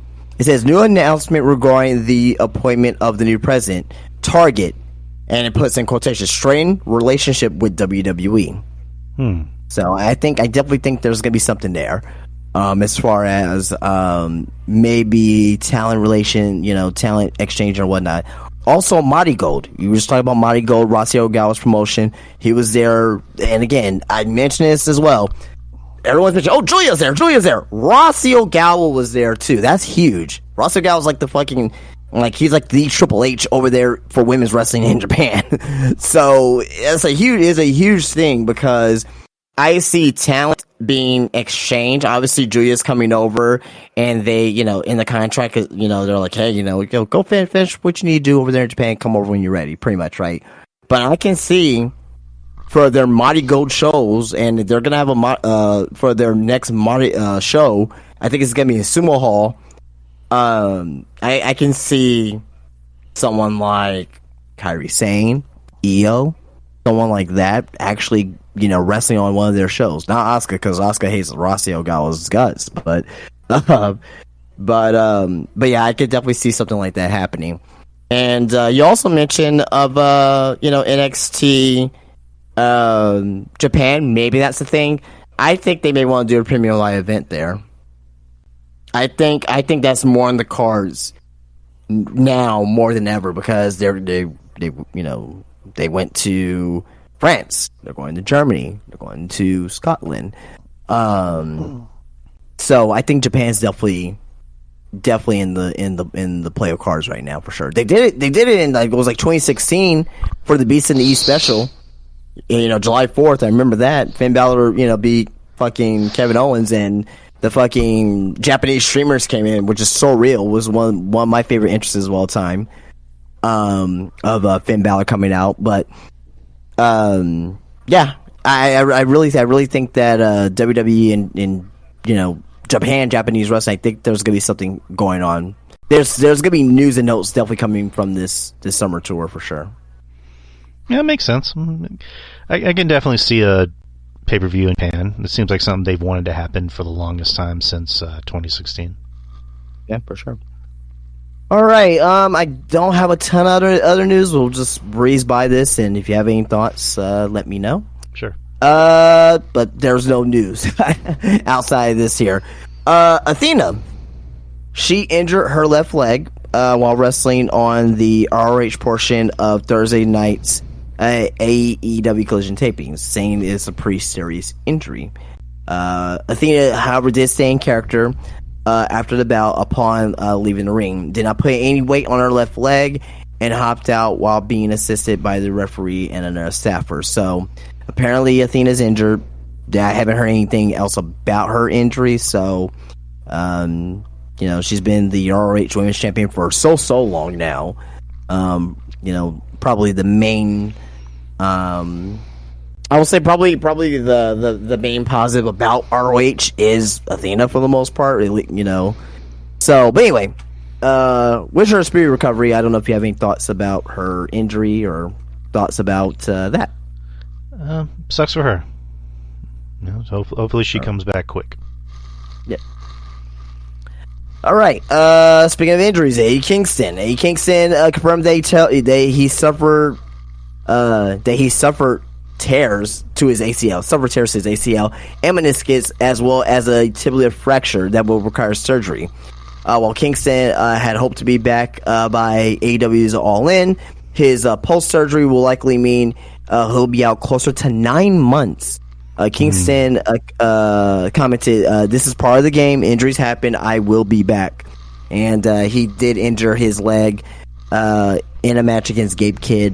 Gabe Kidd suplexed him to the outside, and his leg hit the steel barricade. So I'm not too sure. I'm not too sure if you're familiar with New Japan's barricades, but it's like fucking like, you know, just old school steel bars, and his leg hit that. So a lot of injuries going on in wrestling right now. But again, wish Eddie Kingston speed recovery. He's a huge part of AEW TV. Where if you like him or not, I'm not the biggest fan of Eddie Kingston, I admit, but I can't deny he's a huge part of the show every week. And you know, I mean, I just don't like how he's always angry about shit. But despite that, it sucks to see people injured, and you know, you never want to see anyone go down with an injury, especially something of that significance as well. So wish Eddie Kingston a speedy recovery.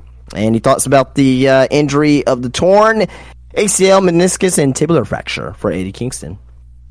Yeah, I saw that video. It was pretty gnarly. That looked bad. I mean, Eddie Kingston, I've gone back and forth with, where I just kind of I looked at how I wanted him to be booked, but he clearly has his own idea of how he wants to be booked, and you know, what else can I say? But you know, speedy recovery, you know, like everyone says, like you said. Right. So, more things. Got 3 more things here. So, you know who Sexy Red is? She's a rapper, from what I've seen. She's a rapper. Yeah, she is a rapper. She's on the upswing right now. I don't think, like, as far as the music, I don't think her music has longevity to it. However, she is one of the most popular female rappers right now, and she's gonna be on NXT next week because she's a huge wrestling fan. So one thing about Sexy Red, she does like pro wrestling. Like she's on, you know, Twitter all the time, and you know, talking about, like, you know, you're like The Rock, but she actually watches NXT because she talks about like Trick Williams and all that stuff too as well. So that's one thing I do give her credit for, even though I'm not a huge fan of her music. You know, she's a wrestling fan, you know, and I can get down with that. But anyway, yeah, she will be on NXT next week. I'm assuming she's gonna be involved with like Trick Williams or Lash Legend or something like that. So one of the current most popular female rappers is gonna be on NXT next week, which is gonna give it, you know, maybe give her a rain pop. We'll see. But what are your thoughts about that? I've literally never heard one song she's done. Granted, I'm not really a rap guy, to be honest, especially the newer stuff. So, but hey, if it adds more eyes and ears to NXT, if it gets it a rating pop, then cool. All right. Well, this is not anything in the news. This is not anything in the news, but this is just my conspiracy theories continuing with MJF and AEW. Mm-hmm. MJF event has been taken off the AEW roster page, right? He's also been taken off the AEW shop, and I question why, right? Why would you take him off the shop and do that? Because that doesn't make any sense. That's one way for him to make money. So I'm going to post this down in the chat. This came out, I probably want to say, like at least a week and a half ago, right? Are you familiar with U2s by chance? What are U2s? U2s are basically like, kind of like Funko Pops in a way, but they're more detailed, I will say. Yeah. So this was a teaser for the U2s, right? And you can clearly see that's MJF on the. You can clearly see that's MJF. That's MJF, Tony Storm, Orange Cassidy, and Lionheart Chris Jericho. Okay, so today they actually show who it was. Oh my god! They actually show that the YouTube's actually premiering, and this comes from the Major Wrestling Figure Podcast. This is going to be the YouTube set. Okay, I'm gonna put that down below now. That's the set. Chris Jericho, Tony Storm, Orange Cassidy, and they're gonna do a ringside exclusive black and white Tony Storm, which I may actually get because that's pretty fucking cool. Okay. MJF's missing. MJF's missing. Is MJF supposed to be the one on the far left? Yes. You can clearly see that's MJF. You can see the scarf around his neck. Okay, yeah. You can see the Burberry pattern. That's 100% MJF. So, again, this is not in the news. Again, I'm just going to bring this up again. I'm going to keep being as dead with the, dead. Why would AEW remove MJF off the AEW shop page if they did not have him signed to a contract? Why would they have him get removed from the website where that's one way he makes money? Look at this. This is definitely a way that he makes money. This is a action figure, pop, or whatever you want to call it, right? This is a a collectible. He gets royalties for this. They removed him out of the set. There's smoke, there's fire. I'm not saying that MJF is going to WWE. I'm not saying that. What I'm saying is, I do not believe that he is fully committed to an AEW contract currently right now. Why would they remove him? Why would they tease this and show like, we're gaining for MJF. Now maybe tomorrow they will show that MJF is coming in the set, but that's just fucking weird if they do that. To me, like they separate, they put MJF in his own post with whatever. And these are, and also as well, these are the very first AEW YouTube's collectibles as well. So that's why they're in Solo West, because it's that. So I don't know if you have any thoughts, Drew, about this. Not necessarily about the YouTubes or whatnot, but just really the thing I'm trying to put forward is like MJF's contract status, and that is such an unknown thing right now that I really think that currently that MJF's not signed. I don't think they're anywhere close right now on signing something. Not saying that he's going to WWE. Not saying that. Not saying that's gonna happen. But I am in a firm belief that he's not signed to a contract right now with AEW. So, give me your thoughts about that, about this whole thing here. Usually when a lot of this stuff happens, there's always that kind of part of my brain where it's just like, maybe he's telling them not to put out stuff for him. Maybe they want to keep that illusion of, he's hurt or he may never come back. But that just, I don't know. That's, again, you bring up some interesting points of like, why is he not on the roster page? Why does he not have any merch selling? Why does he not have these, U2s or whatever selling? Yeah, these collectibles. Yeah. Like it just seems weird. Like it seems really weird. It doesn't add up because like this is the way he makes money. This is a way he can make money. The fact that I'm pretty sure this came from management. AEW like, hey, he's not fully signed right now. He doesn't have a contract. We can't use his likeness. Right. That would make sense. Like it would make more sense if this was like in a storyline where like he gets fired on TV and then they find a way to keep him off television. But even when he got fired, when you did that shoot promo, guess what? His shirts were still on the fucking website, and you can still be able to buy his fucking t-shirts and merchandise. This right here is a whole nother level right now. Right. Now, if he gets added back in, and if he gets his merchandise back on AEW shop, okay. So be it. Right? Like, he's re-signed, or he's probably in the good process of being re-signed, but this right here is man, it's very strange. And I'm back on the AEW shop website. Let me see if MJF's there. Maybe they add him back. He's not there. He's not there. I mean, again, maybe MJF is telling him. I don't fucking know. This doesn't make any sense. Like you said, like it's. Yeah. I don't know, man. I mean, maybe he's secretly signed with WWE because I think there is like a podcast where.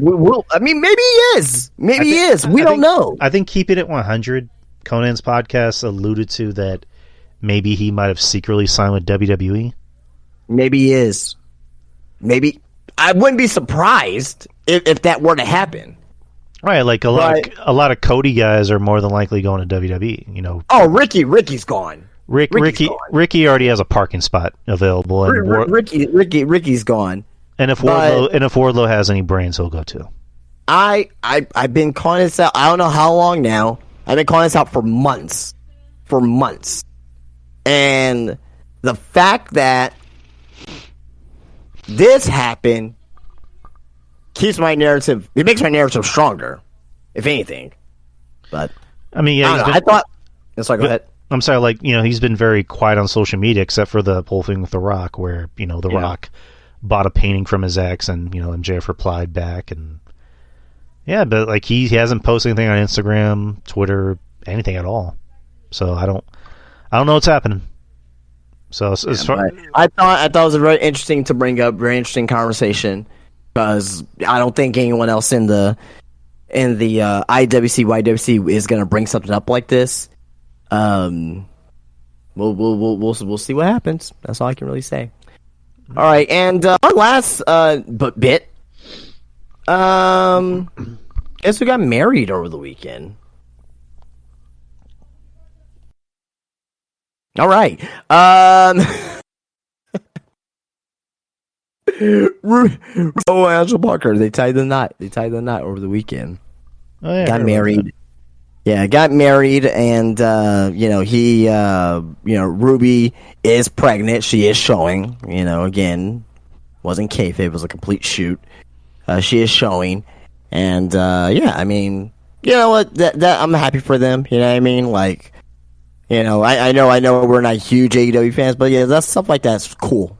Stuff like that I can dig. I'm cool. At the end of the day, you know, we come in here, we talk, and we critique wrestling, and you know, whether we like it or not, whether we love AEW or hate AEW or love WWE, hate WWE or wherever other company is out there. But seeing like actual people get together and make, you know, having a lifelong relationship, having babies together, things of that nature, and you know, stuff like that, I love to see. I'm glad that they are happy and wish them a happy marriage.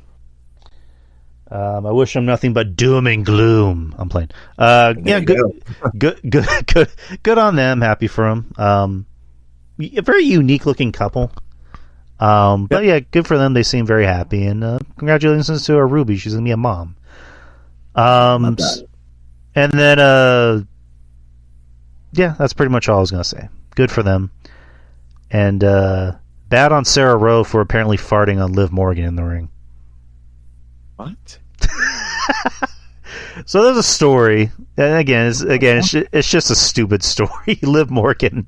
How the fuck did we go from talking about MJF and conspiracy theories and you know a new marriage happening to farting on someone? Like what? Well, it has to do with the Riot Squad. So Liv Morgan said in an interview that Sarah Rowe, or what was her name in the Riot Squad? Sarah Logan or something like that? Logan, yes. That she would apparently fart in the ring on her. All right.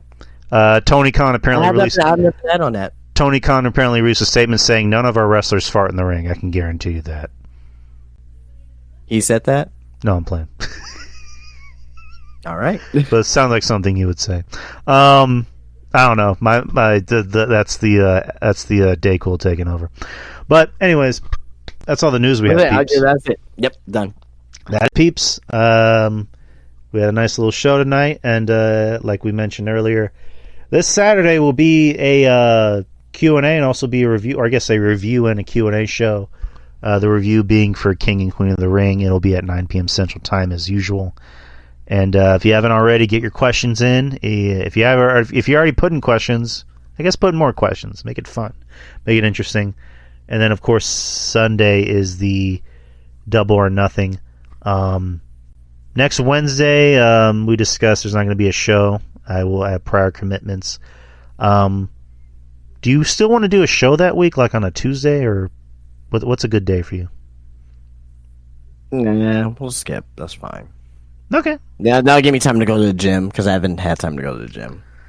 Yeah, I went 2 times last week. I need to kind of up it. I'm doing 2 to 3 times a week. I need to maybe up it a little bit, so 3 to 4 at least. But yeah, drinking as much water as I can, staying away from soda. Oh yeah, I drink like 2 whole bottles right now during the podcast. It helps. It gets a little hot in this room. But yeah, no show next week. So let's do some pluggy plugs. So you can hear this show on our home base of Spreaker and anywhere that podcasts are distributed, like iTunes and Spotify. Also YouTube. I have a YouTube channel. This show should be out tomorrow at 9 in the morning Central Time, 10 in the morning Eastern Time. Oh, YouTube? Oh no, you're talking about Spreaker. I thought you meant YouTube. My bad. Well, both. It'll be released simultaneously on YouTube and Spreaker and every other podcast platform. I do other shows, by the way. I do a show with our good friend Ruben Prime. It's called Culture Attack, where we attack the culture, anything involving pop culture, movies, TV shows, and sometimes wrestling. We just did a show recently where we talked about the finale of X-Men 97. We also talked about Diddy, the crimes gone with Mr. Diddy. Yeah, man. And I don't even know if we should call him Diddy anymore. Just call him Sean, or just call him Fuckface. How about that? Fuckface. Yeah, it's bad, man. Yeah, sir, it's really bad. He released the apology video, so I guess everything's okay. I guess. I think your mic's muted. No. Okay, because I saw your mouth move. I didn't know if you said anything in the mic, but nonetheless, yeah, Diddy's fucked. That's all we gotta say. Yeah, Culture Attack. That's a show we do. We don't have a set schedule. We usually do it every other Monday. We might do another show this Monday, but yeah, look out for Culture Attack. Ruben's doing some pretty cool stuff with that show. He's actually doing he's putting out some clips on TikTok to kind of promote the show. That's the way to do it. That's the way to do it. Put it on TikTok, put it on YouTube Shorts, Instagram. That's how you grow your audience. Yes, sir. He did make a YouTube channel for the show, and also a TikTok profile. So good for him. Ruben's the man. He's definitely the brains behind the show. And then another show from the Patreon paywall that's on to the public is a show with our good friend Little RJ, the Brooklyn Savage, Attack of the Savage Nerds. We did the first public show a few weeks ago, and I have all the episodes from the Patreon downloaded. So what I'm doing is week by week, when there's not a show from us, I'll usually just put on an old episode that we did. Instead of just dropping them all at once, I'm just putting out like a retro episode. So I put out episode 1 from our Patreon, and it's we used to do top 5 lists on the show, me and RJ. The first episode was our top 5 MILFs and POGs. So look for that, peeps. Jesus Christ. Hey, that's me and RJ. Yeah, that's definitely RJ for sure. That was an RJ idea. He I know. I'm not even lying. He tell me that. I'm not even lying. He randomly texted me and said, "Let's do a top 5, MILFs list." I went, "Okay." Make it happen. That's RJ. I love him to death. He's a little brother. And the show I'll do with Jeff Littman, I'll need to talk with him about that to see what we're going to do with that. I have the episodes for that downloaded as well. But that's the show, peeps. And then, I forgot what I was going to say.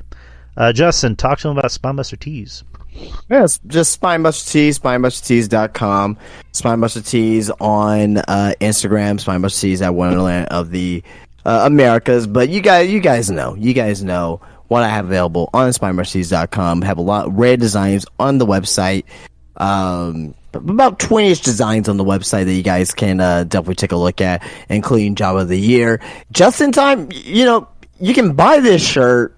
It won't be. You may get maybe on Sunday, but in time for Memorial Day or even 4th of July, get the USA T-shirt, because that's a huge thing in pro wrestling is the patriotic faces, but versus the foreign heels. So that was a tribute to that. But also the Vanilla Midget T-shirt. I got the Future Endeavor T-shirt. I got the Meltzer Star Ratings T-shirt. So all available on SpineBusterTees.com. Also visit me on Instagram, SpineBusterTees. You can see anything and everything that I get post inside of my shop, which is at SpineBusterTees at Wonderland of the Americas. You never know who will be there. Thunder Rosa has stopped by over there. A lot of local wrestlers have stopped by over there as well. Wrestlers from freaking, the United Kingdom that came to visit one time. I think it was like a couple months ago that they came to visit. So come on in. You'll never know who you'll see, who you'll meet. There's a lot of big things coming up for the shop as well. So it's happening down there. If you can come and visit, come check it out. Very, very much so appreciated. But if you can't do that, go online, get yourself a T-shirt, support me, support small businesses, and support pro wrestling at the end of the day. So very much so appreciate it on SpineBusterTees and SpineBusterTees.com. Yes, sir. And then shout out to everybody who supports the show, who supports Justin at Spinebuster Tees. Shout out to all of our friends, Wrestling Soup, Mish, who gave us a platform for this show. So thank you, Mish. Shout out to our little brothers out in New York, RJ, Montu, I see just came in, Ruben Prime, of course, Jeff Littman, Kevin Castle, John Draper, the boys over there at Spitball Media, John Draper, B-Show Brian Shaheen. If you're a fan of movies, they do a podcast about movies every Thursday, so look for them. And then, our good friend of mine, Trez, and just, Don Tony and Kevin Castle show. They brought the show back. It's Mondays, every Monday night after Raw, like the good old days. But shout out to everybody. Shout out to everybody who does have a podcast, who's out there grinding and trying to get their name out. And peeps, like I said, we will see you this Saturday for the Q&A. And next week we are taking the week off. But I'll be sure to upload some more episodes from the old Patreon. So, anyways, guys, take care, be safe, have a good night, and peace out. Peace. The Drew Yari Show. It's Drew Yari. It's Drew Yari. The Drew Yari Show. It's Drew Yari. It's Drew Yari. The Drew Yari Show. It's Drew Yari. The Drew Yari Show. It's Drew Yari. The Drew Yari Show.